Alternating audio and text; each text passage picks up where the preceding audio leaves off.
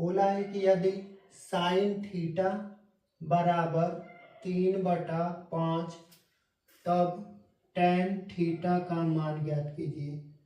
एक बात याद रखिएगा कि जब भी यहाँ पे साइन और यहाँ पे टेन मतलब त्रिकोणमिति का अलग अलग मान दिया रहता है, तो मान लीजिए ये पहला साइन थीटा बराबर 3/5 दिया है और इधर टेन दे दिया है, तो पहले इसका हम मान ज्ञात करेंगे। ठीक है, तो इसके द्वारा हम पहले इसके अनुपात को लेकर समकोण त्रिभुज बना लेंगे और समकोण त्रिभुज में तीसरी भुजा का मान ज्ञात करेंगे। चूंकि दो भुजाओं का मान दे रखा है, तो दो भुजा क्या है, यहाँ पे वीडियो में शुरू से अंत तक बने रहिएगा। ठीक है, पहले इसको हमें लिख लेना है। यहाँ पे लिख लेना है साइन थीटा बराबर 3/5।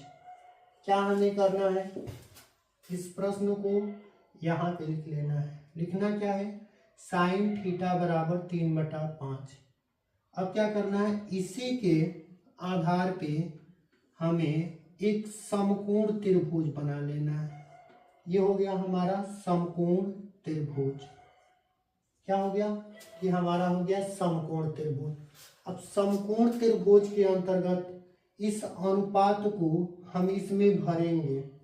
तो देखिए ए से जो सी तक की बीच की दूरी है, इसको हम लोग कर्ण पढ़ते हैं। याद रखिएगा, इसको हम कर्ण पढ़ते हैं। जो बी से सी के बीच की दूरी है, उसको हम लोग आधार पढ़ते हैं। ठीक है, अब एक क्या है, ए से लेकर बी तक की बीच की जो दूरी है, उसको हम लोग लंब पढ़ते हैं।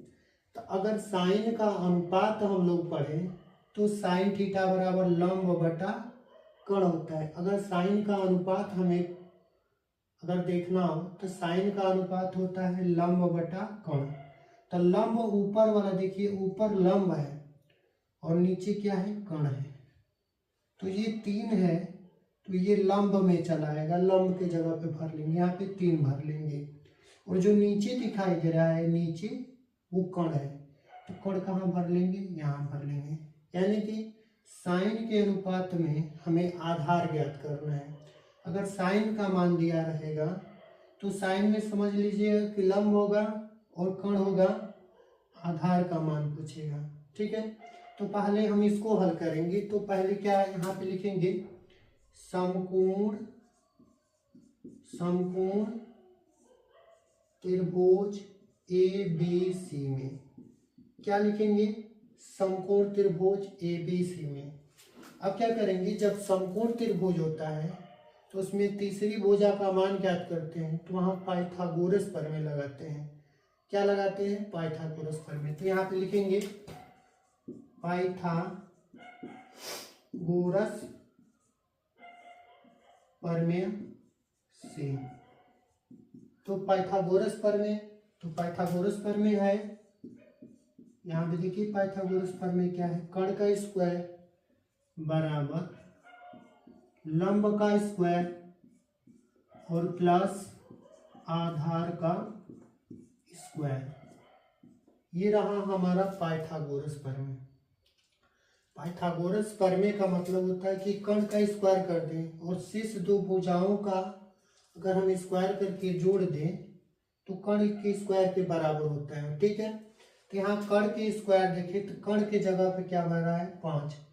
कर्ण का जो मान दिया है हमारा 5 दिया है, तो कर्ण के जगह पे 5 भरेंगे और इस पे स्क्वायर लगा है तो यहाँ स्क्वायर लगाएंगे।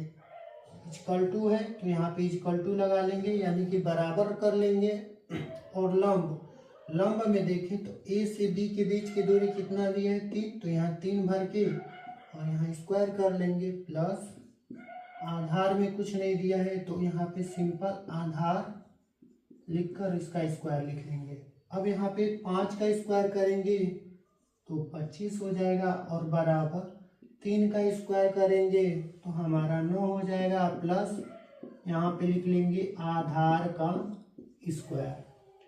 अभी क्या करेंगे, आधार का मान ज्ञात करने के लिए 9 को इधर ला देंगे, तो 25 तो जहाँ पे है वहीं पे है और ये आएगा प्लस का इधर, तो माइनस का हो जाएगा 9 बराबर आधार का स्क्वायर। अब क्या करेंगे, 25 में से 9 घटा देंगे तो 16 आ जाएगा हमारा। और यहाँ पे लिखेंगे आधार का स्क्वायर, और स्क्वायर जब हटाते हैं तो यहाँ रूट लग जाएगा 16। आधार हो गया हमारा, स्क्वायर हटा, इधर आके रूट बन गया।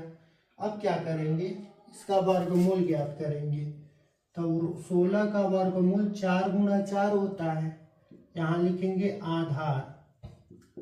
अब क्या करेंगे, जब जोड़ा बनता है तो रूट हटा देते हैं, तो ये जोड़ा बन गया, मतलब यहाँ 4 आ जाएगा।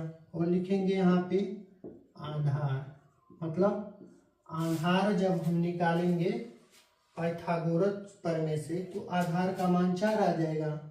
अब हमें tan थीटा का मान ज्ञात करना है, तो यहाँ लिख लेंगे tan थीटा।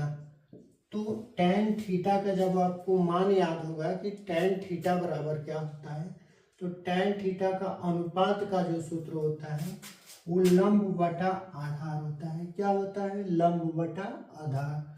तो यहाँ पे हम लोग लंब ये रहा लंब मतलब 3, और आधार हमारा निकल के आया है कितना, 4। इसके बटे के नीचे हम क्या भरेंगे, 4। यही हमें ज्ञात करना था, यानी कि tan थीटा का मान ज्ञात करना था। यदि ये छोटा सा वीडियो समझ में आया होगा तो अपने दोस्तों में ज़रूर शेयर कीजिएगा।